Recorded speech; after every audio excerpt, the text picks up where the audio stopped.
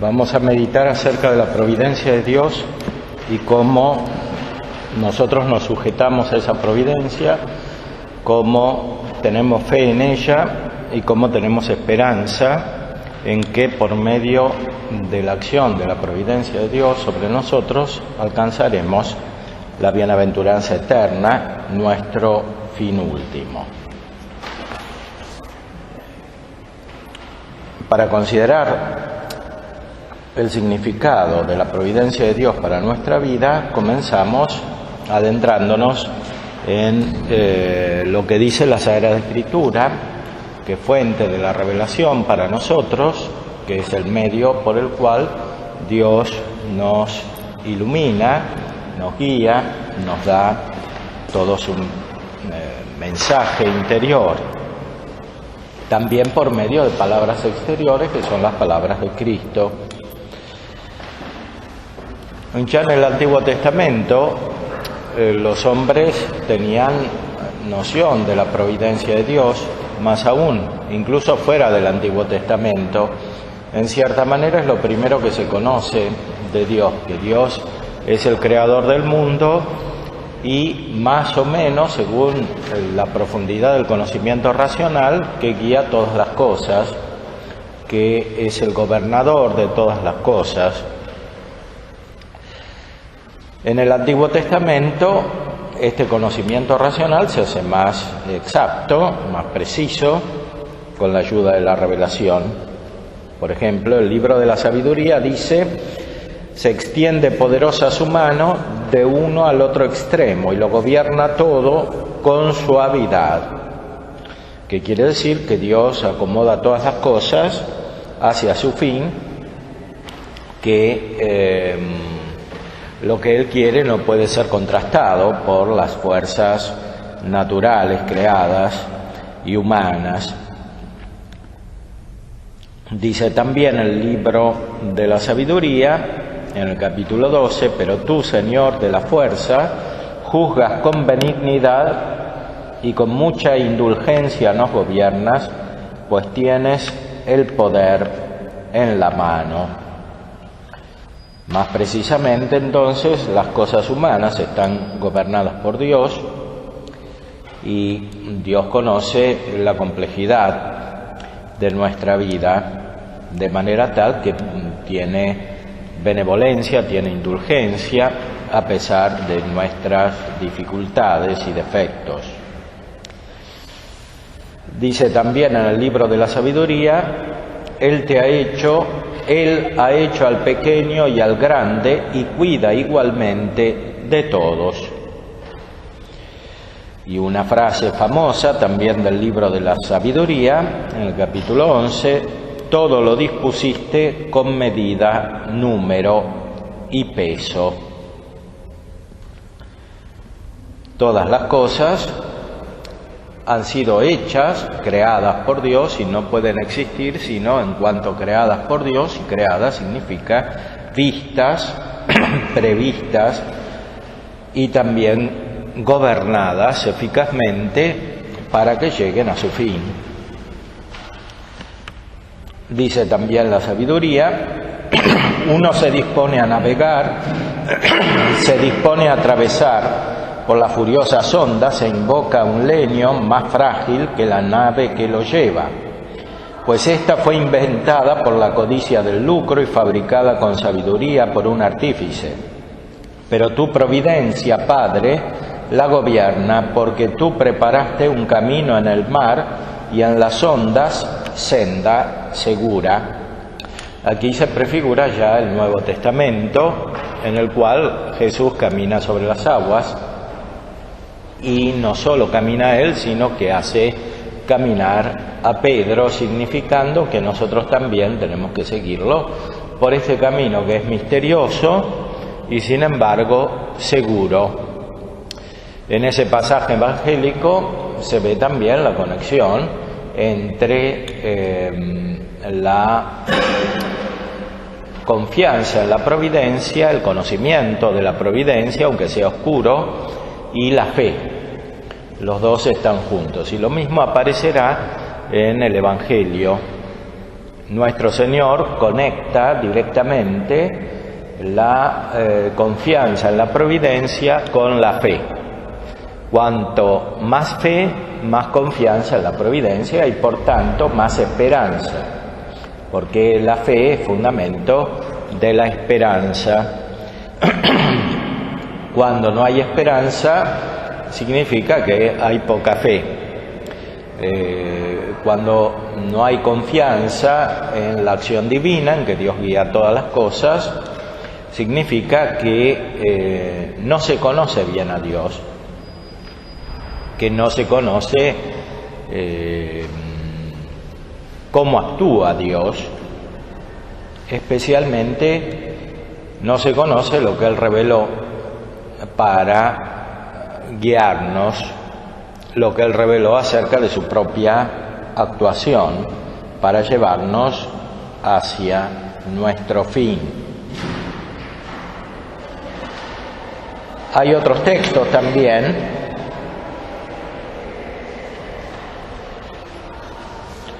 por ejemplo, en la primera carta de Pedro: echad sobre él todos vuestros cuidados, puesto que cuida de vosotros. Esto significa descansar en la providencia de Dios, aunque no conozcamos el camino de modo humano. Conocemos, sin embargo, que debemos confiarnos a la guía de Dios, porque Él sí conoce el camino.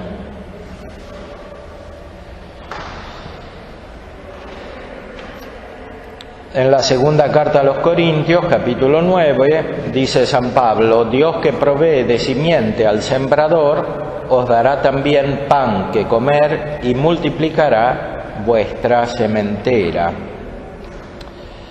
Esta es una preocupación constante. ¿Qué vamos a comer? No se refiere solamente al alimento material, sino a muchas otras necesidades de la vida. Muchas de estas necesidades, como veremos, radican fundamentalmente en nuestra imaginación, porque racionalmente no se puede prever todo, ni siquiera desde el punto de vista natural se puede prever todo, y por eso siempre la prudencia guía la vida humana teniendo en cuenta lo imprevisto, pero mucho más desde el punto de vista sobrenatural, en el cual el término es la vida eterna. El término es la unión con Dios, que es desconocido para nosotros. Mucho más desde el punto de vista sobrenatural es necesario aceptar que hay muchas cosas que no conocemos y desprendernos de la imaginación. De hecho, las preocupaciones, las angustias que suelen venir en la vida humana dependen en gran medida de la imaginación. O sea, de imaginar lo que no conocemos, si va a suceder o no va a suceder.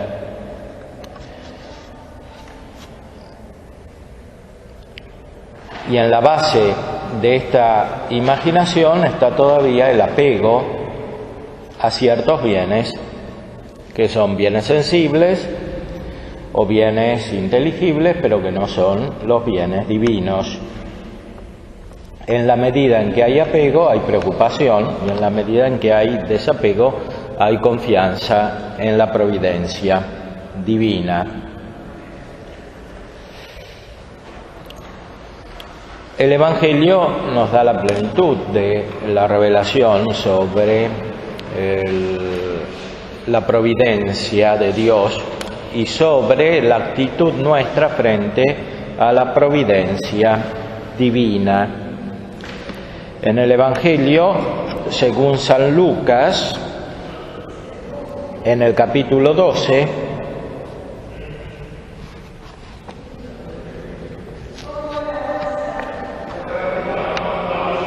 encontramos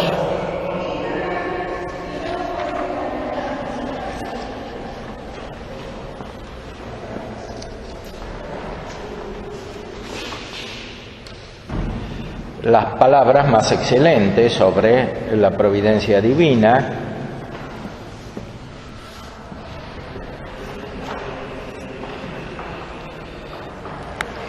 Y dijo a sus discípulos: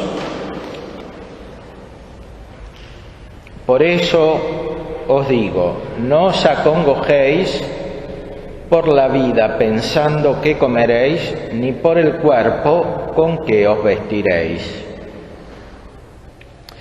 En griego dice más exactamente, en vez de por la vida, por el alma, tepsige. No os acongojéis por el alma pensando qué comeréis, ni por el cuerpo con qué os vestiréis, porque el alma es más que el alimento y el cuerpo más que el vestido. Considerad los cuervos, que ni siembran ni siegan, que no tienen despensa ni granero, y Dios los sustenta. ¿Cuánto más valéis vosotros que las aves?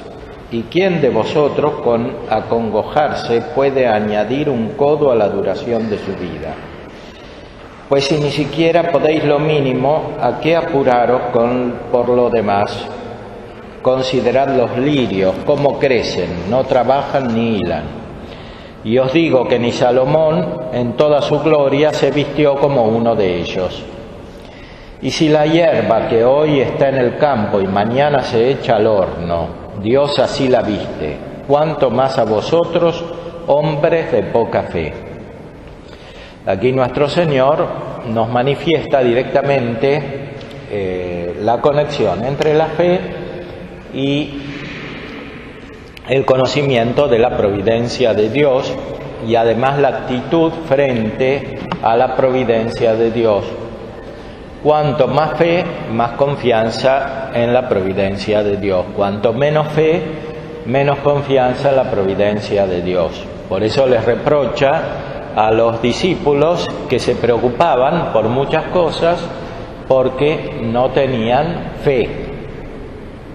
En griego dice oligopistoi, que quiere decir hombres de poca fe.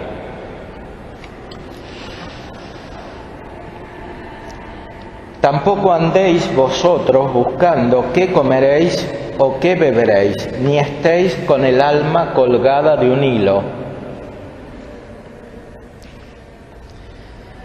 Porque todas esas cosas son tras las cuales andan las gentes del mundo, y vuestro Padre sabe que necesitáis de ellas.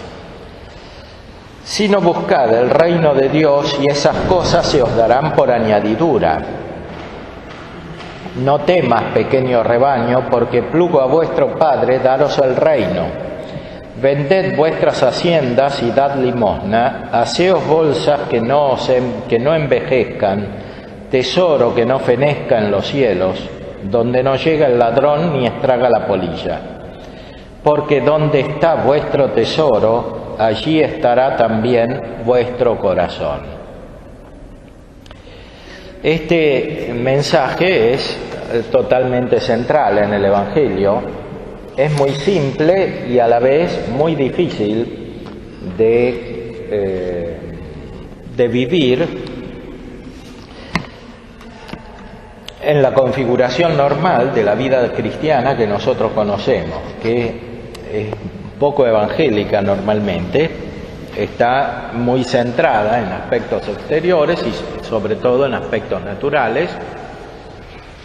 Estamos muy acostumbrados a valorar toda la vida natural, todo el orden natural, pero estamos muy desacostumbrados a vivir de la fe. Y por eso es necesario que nuestra mente se reforme, y para reformar nuestra mente tenemos la guía del Evangelio, de las palabras mismas de nuestro Señor Jesucristo, que nos exhorta a vivir con la mente puesta en el reino.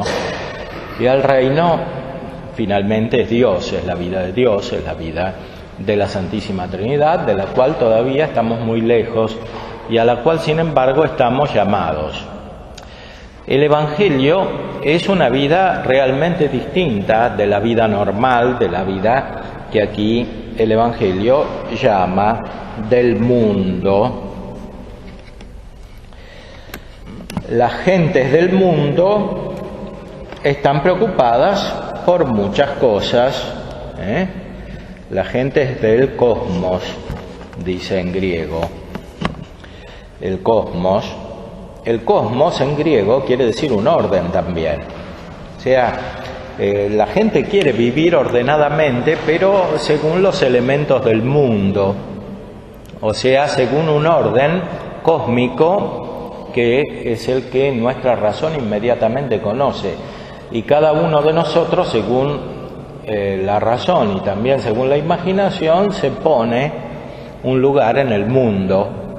Como decía un filósofo alemán, el puesto del hombre en el cosmos, es el título de un libro suyo, de Max Scheler, el puesto del hombre en el cosmos, pero su visión era natural, y así es también la visión de la mayoría de los hombres, e incluso la visión de la mayoría de los cristianos.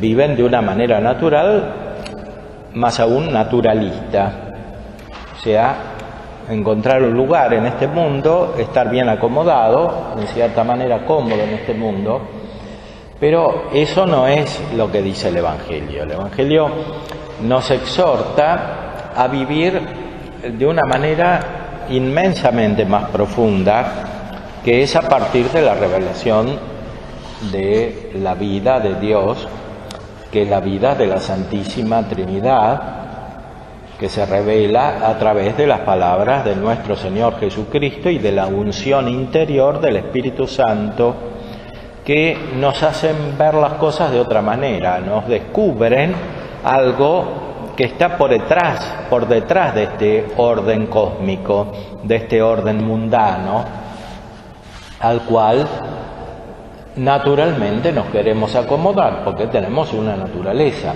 Solo que esa naturaleza no solo es limitada, sino que además está deteriorada, y de eso es difícil darse cuenta si no salimos.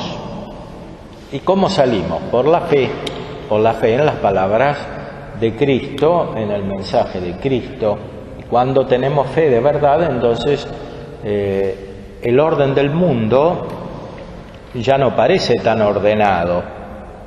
El orden del mundo se manifiesta lleno de defectos y por tanto, en el fondo, de desorden. Lo que parece muy ordenado aparece como desordenado.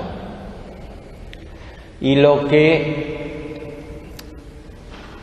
no parece ordenado manifiesta un orden más profundo, a la luz de la providencia de Dios en la cual se cree. No es la providencia de Dios solamente como la entendemos o como la entendían los antiguos o los del Antiguo Testamento también.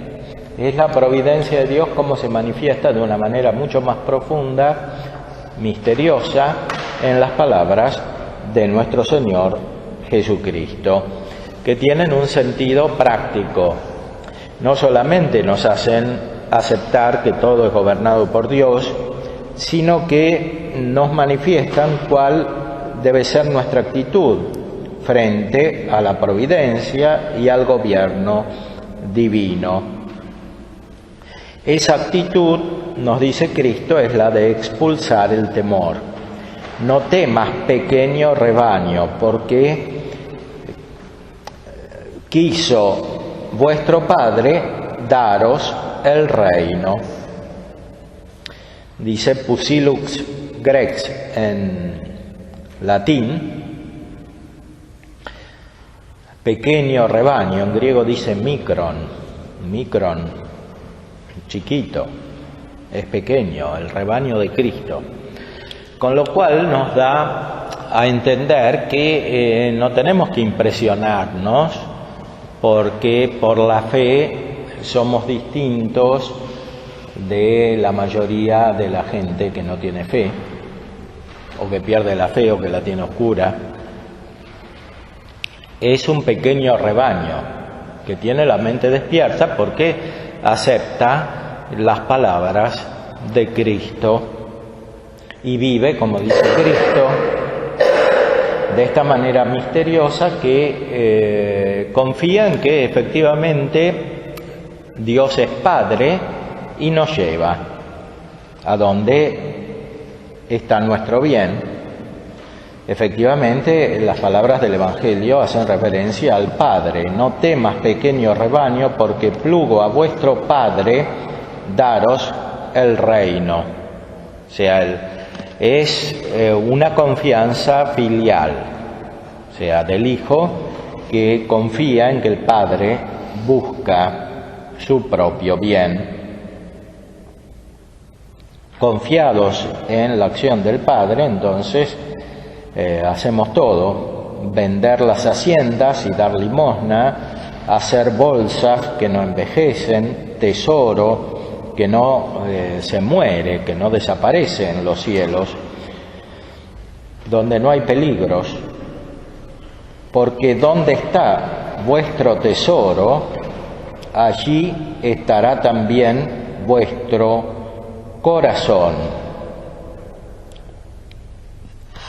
El corazón significa muchas cosas en la Sagrada Escritura, significa toda la vida humana, especialmente en cuanto está ordenada por la voluntad llena de amor o de caridad, y finalmente en cuanto está guiada por el Espíritu Santo, que es el amor de Dios. El corazón hace conocer, porque la caridad une con Dios, y entonces, porque estamos unidos a Dios, lo conocemos incluso en nosotros mismos, porque el Espíritu Santo, que es amor, nos hace amar a Dios, nos une con Dios, conocemos a Dios en ese amor, y por eso San Juan dice que Dios es amor. Por eso, cuando confiamos en la providencia, en la providencia divina, porque tenemos fe, se desarrolla el amor, que es la caridad, y toda nuestra vida se ordena con un orden diferente, que es un orden desprendido de los elementos del mundo, del orden aparente del mundo, y entonces tenemos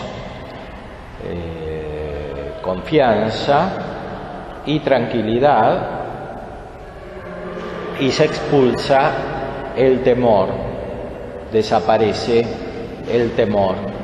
El miedo es fruto de perder ese lugar en el mundo, en el orden aparente de las cosas, que es un orden más imaginado y pensado humanamente que real. Por eso el temor, en el fondo, está siempre conectado con una forma de fantasía, con una ilusión, con una falta de conocimiento real de las cosas como son. En cambio, la paz interior viene siempre de reconocer la realidad como es, a la luz de la providencia divina, en la cual confiamos plenamente. El Evangelio según San Mateo también nos da una versión de estas palabras de Cristo.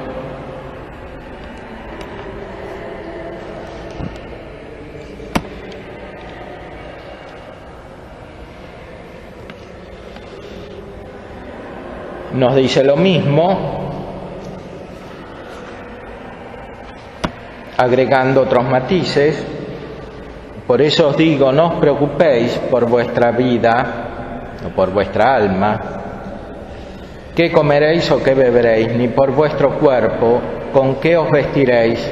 Por ventura la vida no vale más que el alimento, y el cuerpo más que el vestido. Poned los ojos en las aves del cielo, que ni siembran ni siegan, ni recogen en graneros, y vuestro Padre Celestial las alimenta. ¿Acaso vosotros no valéis más que ellas? ¿Y quién de vosotros, a fuerza de afanes, puede añadir un solo codo a la duración de su vida? Y por el vestido, ¿a qué preocuparos? Considerad los lirios del campo, cómo crecen, no se fatigan ni hilan. Y yo os aseguro que ni Salomón en toda su gloria se vistió como uno de ellos. Y si la hierba del campo, que hoy parece y mañana se echa al horno, al Dios así la viste, por ventura no mucho más a vosotros, hombres de poca fe. No os acongojéis, pues, diciendo, ¿qué comeremos o qué beberemos?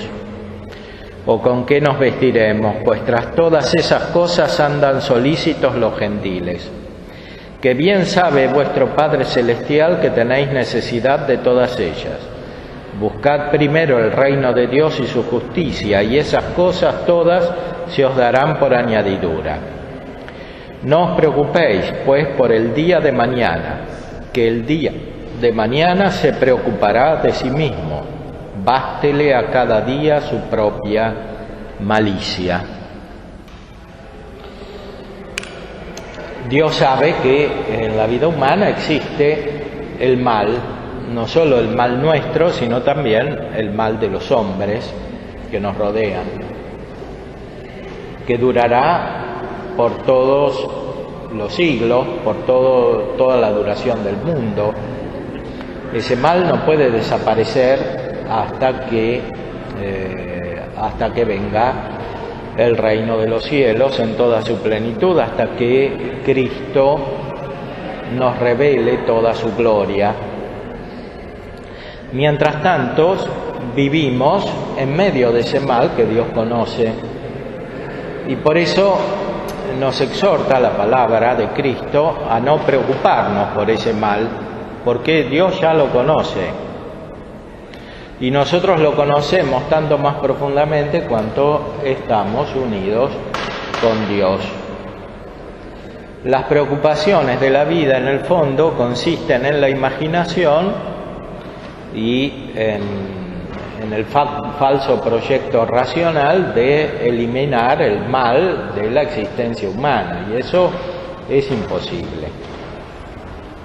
No se puede hacer.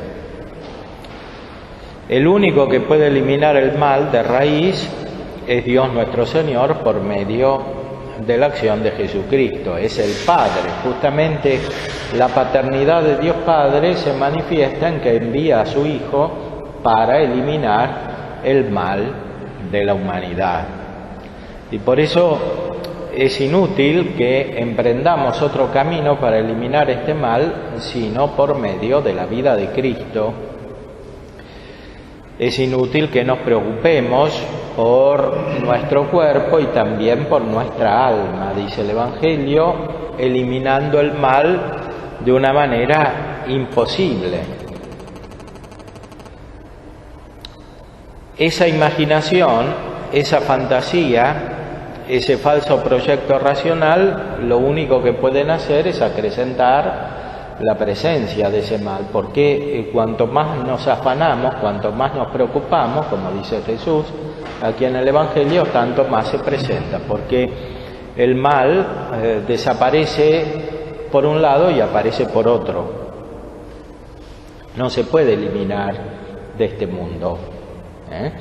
Dice, los paganos, los gentiles son los que andan preocupados por eliminar el mal, y finalmente fracasan, como fracasaron todos los proyectos políticos, humanos, psicológicos, filosóficos de la historia de la humanidad. Y fracasaron las comunidades y fracasaron los individuos. No se puede eliminar el mal de esta manera. Hay una sola manera, que es por medio de nuestro Señor Jesucristo. Entonces, cuando uno está unido interiormente por la fe a Cristo, que nos revela la paternidad divina, entonces tenemos el principio de la superación de todo mal, que es definitiva en la vida eterna, pero que ya comienza en esta vida cuando encontramos la paz de Dios que supera todo sentido.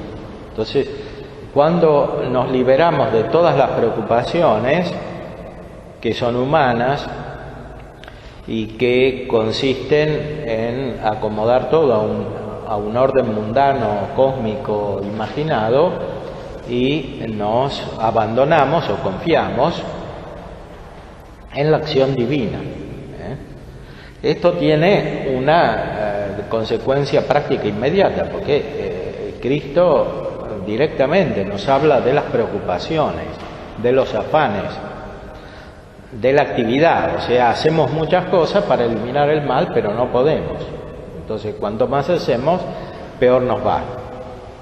El mal no se elimina de esa manera, por medio de la hiperactividad, sino de otra manera, que es aceptando la acción divina, que es una acción espiritual, es una acción profunda, es una acción interior, pero a su vez omnipotente y omnisciente. Dios sabe todo, Dios conoce todo, Dios guía todo. Y esto es el Evangelio. Y el Evangelio es muy simple, pero muy difícil de aceptar si no cambiamos de actitud. Y ese cambio de actitud, entre otras cosas, es lo que Cristo designa con la palabra fe.